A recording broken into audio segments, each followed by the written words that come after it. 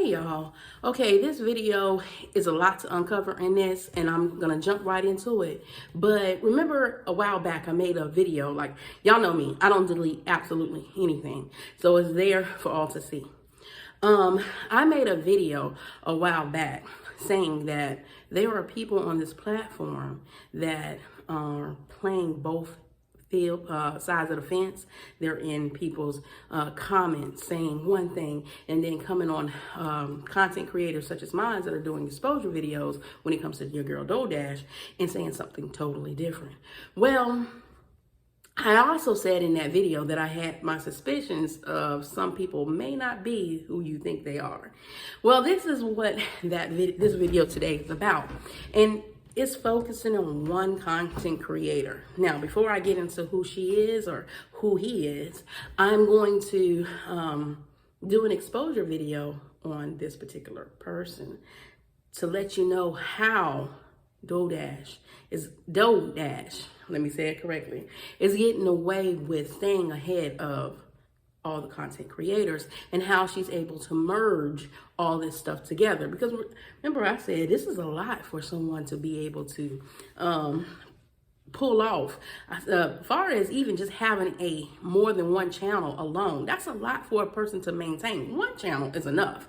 To have multiple channels, that is insane to me, okay? Unless you have a team of people working with you to help and assist you with all those channels. But just one person doing it all by themselves, that to me just seems a little bit obsessive. I just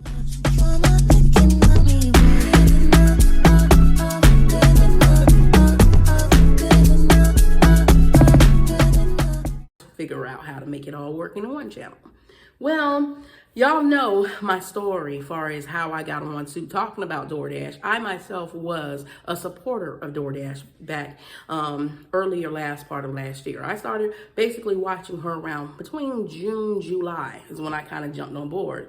And just as hard as I go when I'm talking about exposing her now, back then I went even harder defending her to those that seemed like they was just nitpicking at stuff that she was doing or coming against her before my eyes was truly open to the truth of what was going on with DoorDash.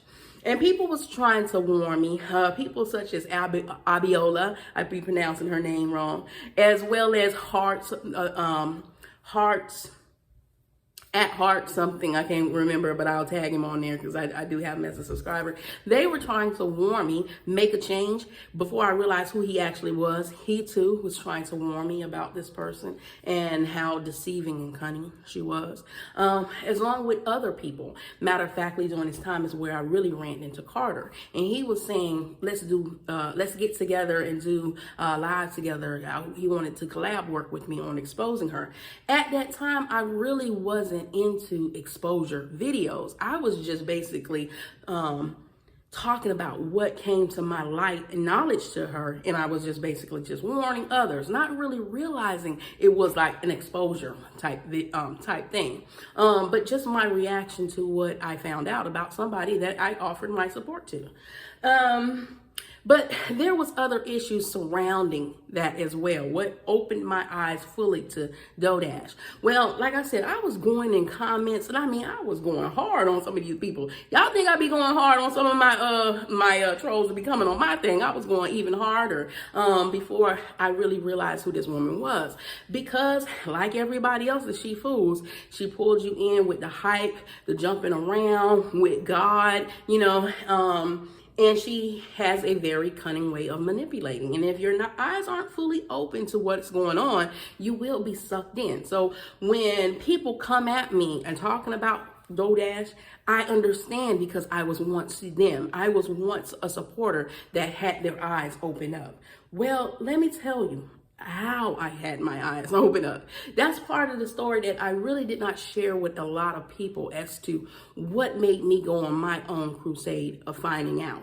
Well, like I said, I used to really go hard for this woman in her comments. I even justified her to my daughter, who tried to call her out to me when she didn't even really know anything other than she was just lying on her videos. There was one particular video, and I know for a fact this video is not up, but for those that saw this video will probably remember my comment that I'm getting ready to say. They were talking about how they did not believe that DoorDash was making $5,000 a month or paying $5,000 a month for a car while she was doing DoorDash. And I kind of came to her defense because I myself have had to rent out cars. Right. So I basically wrote out in a response, and y'all know I can get pretty lengthy in my responses. I basically wrote out in the response, I was saying how that's not that necessarily meaning that she's lying, because I myself had to do this at one point. Matter of factly, I myself literally rented a car from Toro. And so I was basically breaking down why I kind of got into that situation. Now, my situation was I had got into a car accident, and my one and only car that I had for my business was now gone. I was going through, and it was a pretty bad accident, y'all. I was going through therapy. I was going through the insurance companies and stuff like that. And like I said, I know law, so but I know law, but I don't know all areas of law. So I had to get me an attorney on this case, and they wasn't working on my best interest. Matter of factly, I had to kind of go after them with the situation that was going on. But anywho, I was saying in the comment that nah, she probably telling the truth, because I myself had to rent a car through Toro. And see, here's the thing. I'm in transportation. I started off in a cab company. I was a cab driver. I then went off into the medical field, which then I became the trainer, then the operations manager, and then I stayed there for a few years, and then I branched out on my own transportation company based off of the medical and the personal clients that I have built over time, right? And then I started branching out, helping others jump into the medical side of transportation, building their own businesses for themselves so that they didn't want to work for anybody else. So I knew the ins and outs of how all this transportation thing worked. I've been doing it for over 16 years now. So I'm explaining to them now this side of transportation, because I'm now inside this area of transportation doing Instacart, because after my car went down, I was doing my personal, I was doing medical, I was doing Uber. These were the three things that I was doing to suffice my business, to get my business up and going at the time. So when my car got into the accident, I no longer could drive for Uber because it wasn't my vehicle. And I had to rent a vehicle either from Uber, Uber-approved personnel at the time. They didn't have one locally in my area, so I couldn't do that. So I had no choice. It was either I had to go try to figure out a way to rent a car and do Instacart or DoorDash and all this other stuff, and so I can get through my lawsuit and get my car back, and I can actually start doing my stuff back on my own. So that's what got me into the gig work outside of like Uber. I started getting into Instacart. I started getting into DoorDash, and I also rented a car through Toro. When you rent a car through Toro, you can't put people from Uber inside your car as personal drivers. You can't do that. Now, my personal people I can, because I don't have to prove insurance and the registration of a car and all that other stuff. I can't do that now. So now that big part of my income is gone. So when this person was attacking her, I'm literally explaining to him, nah, she could be telling the truth, because I too am in a situation sort of similar to that once myself. And I'm saying how I was paying almost $125 a month for the car. A day for the car. And then I was paying $40 for the gas. And that's about right, because, even though the days fluctuate, some days I would make $200, some days I would make $300. Shoot, I had days where I made $400 with all the gigs combined. I said, so she might not be lying about she's spending all this money on a car. So I'm basically sharing my whole story about my industry, being in there for 16 years, and I literally gave everybody a breakdown on how that thing works to make them understand what she is probably saying could be true, because this was before the whole how she came in fruition of her car, how the people brought her car. At this point, she was just renting cars. And so I was like, maybe the girl is telling the truth, right?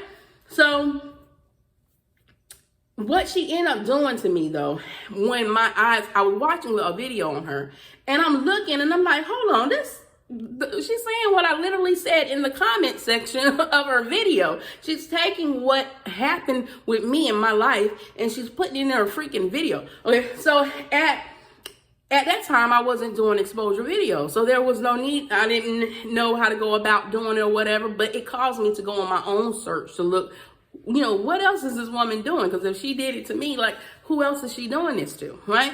And then I started noticing people were saying, as she was trying to hurry up and delete or whatever, because I don't know if she had learned that you can actually program this in order to catch it, so you don't have to try to catch everybody on your own at this particular point. They were saying how she too was using stuff that they had said. So I'm like, okay, this woman she's just outright lying, point blank period. And since I'm not in the exposure sector of it, there's no need for me to talk about this, because the only thing I was talking about was just simply I supported her. I wasn't trying to down her at that point in time. I literally was trying to just offer her help and her way out. Like, literally, all this stuff is in my old video. So if you want to go back, I think I did about 3 videos during that time. I did the one about the curl smiler exposure on her. I did the one about live school, trying to help her. I did one thing about forgiveness. One talking about forgiveness and moving forward, and it was like a 2-part one I did on her, only because I was losing storage on my phone and I couldn't, so it broke off and I had to pick back up. That was the only reason. But I was just literally just sharing I was speaking directly to her, but I was just exposing everything because I was a supporter, and at that time she was deleting my stuff off of her comments, so there was no reason to put it on the comment because it wasn't going to get seen anyway. So I just made the video hoping she would see that.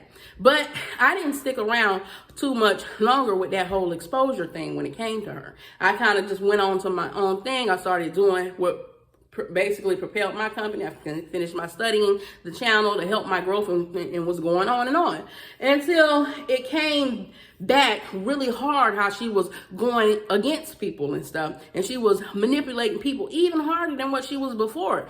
And like I said in a previous video, I got convicted within myself, was like, well, if you're really here to help people, then help them. This is what you need to help them on. Share, help expose this woman, share stuff about her, so that way other people won't fall victim to it. And that's kind of how I picked back up into doing exposures on her particularly, right?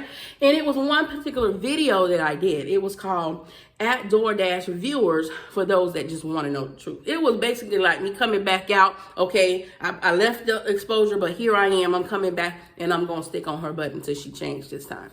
And coincidentally, it was based around for the love of money, right?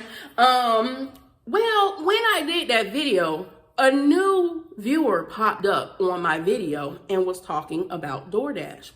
I had never seen this person before, not in anybody else's videos, not in my videos. So I went to go look. Quite naturally, when she started talking, I'm going to go check out what she's talking about, right? And I'm going to put a clip in this video so you can see what I'm talking about.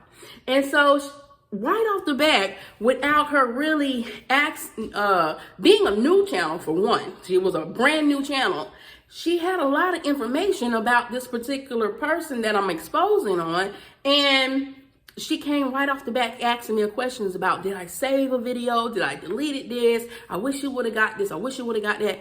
And I'm like, who is this lady? So I'm like, so I go and I look up her, because now my radars are up because of all the deception that's going on. I went and I looked her up and I noticed, hey, you just created this page. But it was something else about the page. I was like, you look an awful lot like DoorDash. I was like, okay, girl, don't be playing with me on here. Do not be playing with me. I ain't got time for the foolery, right? So I made a little thing and I said, well, that's funny because you look an awful lot like DoorDash, like that. And she was like, oh, at first I thought she wasn't going to respond after that. And she was like, oh, that's because I found an old picture of her on the internet and I used it as my profile picture. But what really kind of made me look at it even harder was the picture that you put on there was like DoorDash at 15 or 16 years old. Where did you get this off the internet of her being this young? Like, so instantly, with my detective mind, I'm now looking at her as if she's DoorDash, right? But I can't really prove it because as I said what I said, she changed the picture on her profile picture. So I don't have the picture anymore to show the 15, 16-year-old. I just now have who she is portraying now, right? So she make a joke about it or whatever. I go on a live, I believe either that same day or the next day, and I'm talking about videos and recording videos and giving tips and stuff. And who pops in? This person. She pops in again, and she's telling me on the live how I'm wrong about shorts being YouTube done changed their things about shorts being 3 minutes and under going to be considered a short, when before 3 minutes and over was considered a long form video. She's trying to tell me, no, it's because it's the way you turn your thing. You have it horizontally, vertically versus horizontal. If you turn it horizontal, then they're going to count even a 2-minute video as a long form video. And I'm trying to tell her it ain't got nothing to do with it. So we literally going back and forth on my video, talking about how YouTube is counting 3 minutes and under as a short form video. And I'm saying, like, man, the only person I ever seen go this hard about this subject is DoorDash, because everybody knows that a video 3 or under, no matter if it's vertical or horizontal, is going to be a short. Like, but she at that time was the only person that was trying to convince people in her course that as long as you flipped it horizontally, it'll be considered a long form video, which was an absolute lie. Okay, it didn't matter if you flipped it horizontal or vertical. If it was 3 minutes or under, that's why they was telling you to record it at least a couple of seconds after 3 minutes so it can be considered a long form video. They was now going to do it as a short. I mean, we went on and on this particular live, but that was the second thing that made me think this person was in fact DoorDash, right? From that moment on, I started noticing her going in other people's platform, and she would make comments on other people's platform about particular things that ain't either nobody ain't talking about, or she's giving a whole lot of information about this person, and you just jumped on the scene. Like, how you know all this stuff, first of all? And so I'm watching her really closely, and whenever she mentioned a video, mysteriously, the video became either unlisted or deleted on DoorDash video. And then I'm looking at, hold on, every time DoorDash go and make a video of any sort, you won't find her around this particular content creator. And when she started doing those trips and she was on a plane, so did this person started disappearing as well. Whenever DoorDash was not posting absolutely anything, this particular content creator wasn't posting or responding to anybody either. So I'm like, okay, this is definitely who I think it is. This is DoorDash. And how she's keeping up with everybody is she's going and she's pretending to bash DoorDash when in fact she is DoorDash. And you will question, why is she doing that then? Well, she's doing it because whether it's good, if people are talking about you, good or bad, it's going to draw people to your channel. And so therefore she can have eyes on her. She's using this persona, this fake page, to draw people to her channel to talk about her. At one point, when I was catching on to what was going on, I started refusing to put DoorDash's name in my title, so that way she got no accolades from it unless you watch the video. But it wouldn't draw enough people without showing her name on it, so therefore I started tagging her, either tagging her in the video or either showing her name in order to draw more attention to the videos, right? This just goes to show you that this lady will go through no ends to deceive and keep ahead. And this particular person, her channel was literally created 2 or 3 days prior to me making that I'm coming back out to do exposure videos. DoorDash has been taking not just my information, but other people's information and making it into her own for a long time now. I wouldn't believe absolutely anything that comes out of this woman's mouth unless I could verify it for myself, because everything that she says is lined up in order for she can scam the people and scam the masses. And she's getting very clever with it because she's using what we say in our exposure videos to cover her behind. And so she'll go back and she'll do what she do, all while she uses this. And I don't believe this is the only persona that she has. I think she has other personas that she used in order to get people to fall for whatever she's doing. Now, one of her legit people made a comment that, oh, you must got multiple pages. No, I don't. I don't have no multiple pages. I'm not even first one to do all that. Right? But like I was telling her in her thing, but I do know someone that does, you know, and I'm wondering at this point, are you in on this with her? But I don't know. As far as this particular person, whether or not she's in on it with DoorDash or not, I'm not really sure. But because of her actions, and that's Yo. I'll go ahead and tell you the person I thought was in on it, but I'm not quite sure. That's the Yo girl, because she's the one who keep playing each side of the fence. As well as there's another content creator that's playing the sides of the fence as far as a viewer, and her name goes by Tiff. It's Tiffany Tiff, something like that. She's on DoorDash video giving her praises, and then she's on our videos busting her down, all in the same day. There is Authentic Talk, and I think he doing his in order to draw attention to his channel. But there is one in particular that I know for a fact ain't nobody other than DoorDash. And in fact, she was on a live with me with Clones TV, where he was trying to invite her to come on the phones, and she declined. She did not want to come on the phone. Just like she declined that offer, she does not have a video of her own showing who she is. Now, DoorDash might allow this to be her faceless channel, or maybe not. Maybe it can't be now that I'm exposing her for who she is. But let's go ahead and let you know. KeepItKemi